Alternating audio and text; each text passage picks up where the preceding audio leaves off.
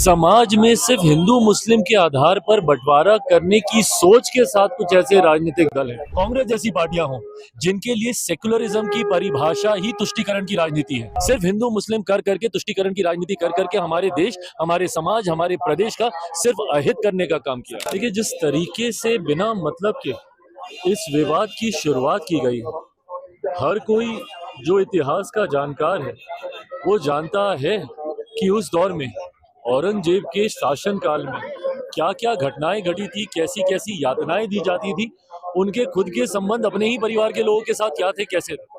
तो जो भी व्यक्ति इतिहास को जानता है वो तमाम इन घटनाओं से वाकिफ है, पर उसके बावजूद समाज में सिर्फ हिंदू मुस्लिम के आधार पर बंटवारा करने की सोच के साथ कुछ ऐसे राजनीतिक दल हैं जिन्होंने उम्र भर अपनी राजनीति में सिर्फ तुष्टीकरण करने का काम किया। और ये तुष्टीकरण की राजनीति ने ही हमारे समाज को सबसे ज्यादा नुकसान पहुंचाने का काम किया। कुछ ऐसे राजनीतिक दल हैं, राजद जैसे दल हो, सपा जैसे दल हो, कांग्रेस जैसी पार्टियां हो, जिनके लिए सेकुलरिज्म की परिभाषा ही तुष्टीकरण की राजनीति है।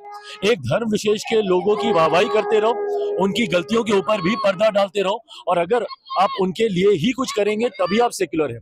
अगर समाज के एक बड़े वर्ग की अगर आप इच्छाओं को या उनकी आस्था को अगर आप सम्मान देते हैं तो ये सांप्रदायिकता हो जाती है। पर आपका सेकुलरिज्म तब ठीक रहता है अगर आप एक धर्म विशेष के लोगों की गलतियों पर भी पर्दा डालें और उनकी वाहवाही करें, तो ये सेकुलरिज्म है। इसी सोच के साथ लंबे समय तक ये राजनीतिक दल, बिहार में राजद जैसी पार्टियां, उत्तर प्रदेश में सपा जैसी पार्टियां और केंद्र में कांग्रेस जैसी पार्टियों ने सिर्फ हिंदू मुस्लिम कर करके तुष्टीकरण की राजनीति कर करके हमारे देश, हमारे समाज, हमारे प्रदेश का सिर्फ अहित करने का काम किया। भाई, मुझे नहीं पता कि जेल में डालने का इसके लिए कोई प्रावधान है कि नहीं है, पर अभिव्यक्ति की आजादी का मतलब कतई ये नहीं है कि आप कुछ भी कहे जाएं और उसके ऊपर लोग खामोश बैठे रहें। इस तरीके की भाषा का इस्तेमाल करना है, इस तरीके के शासनकाल का महिमा मंडल करना, और वो भी किसके सामने आप कर रहे हैं? क्योंकि एक ऐसी फिल्म आई है जिसने मराठा समाज के एक बड़े योद्धा को, उन्होंने उनकी बातों को, उनके कार्यकाल को सामने रखने का काम किया, इसीलिए आप ये तुष्टीकरण आप करना चाह रहे हैं। ये सोच गलत है, इस तरीके की भाषा गलत है। अभिव्यक्ति की आजादी में कतई इसको नहीं गिना जा सकता। भाई, मुझे नहीं पता कौन समर्थन कर रहा है, नहीं कर रहा है, बट हाँ, मैं इतना मैं जरूर जानता हूँ कि जो भी पढ़ा लिखा व्यक्ति है, जो इतिहास को जानता हो, जो जानता हो कि किस कार्यकाल में क्या किया गया, टूटी फूटी इतिहास को मरोड़ परोड़ के परोसने वाले इतिहास को नहीं, जो सही इतिहास को जान रहा है वो कतई इसका समर्थन नहीं करेगा।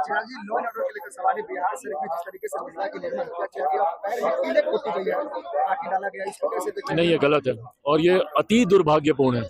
और ऐसे समय में भी समाज में ऐसी घटनाओं को जगह मिल रही है, मतलब वो मानसिकता सोचिए, वो कितनी विकृत मानसिकता है कि इस तरीके की घटना को आप अंजाम दे रहे हैं।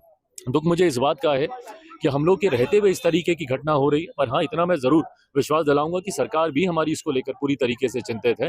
दोषियों को सख्त से सख्त, कड़ी से कड़ी सजा दी जाएगी, ताकि भविष्य में कोई इस तरीके की घटना को अंजाम देने से पहले कम से कम डरे। देखिए, मेरी खुद की पार्टी और बिहार फर्स्ट, बिहारी फर्स्ट इस बात का समर्थन करती है।